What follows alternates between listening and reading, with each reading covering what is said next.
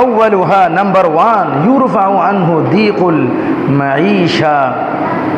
এক নম্বর হচ্ছে আল্লাহ রসুল বলেন যে ব্যক্তি সর্বদা জামাতের সাথে নামাজ আদায় করবে আল্লাহ তাকে 5টি বিষয়ে দান করবেন। এক নম্বর হচ্ছে অভাব অনটন তার থেকে দূর করে দিবেন, অভাব দূর করে দিবেন, সুবহানাল্লাহ বলুন।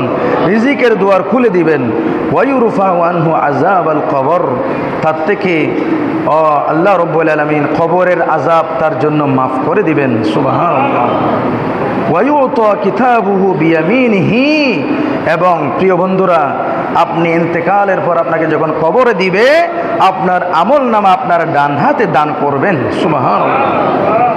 ওয়ায়ামুরু আলা সিরাতি কাল বারকিল খাতিবে, এবং আপনাকে কিয়ামতের ময়দানে কঠিন সেই ফুলসিরাত বিজলির মতন পার করে দেওয়া হবে, সুবহানাল্লাহ।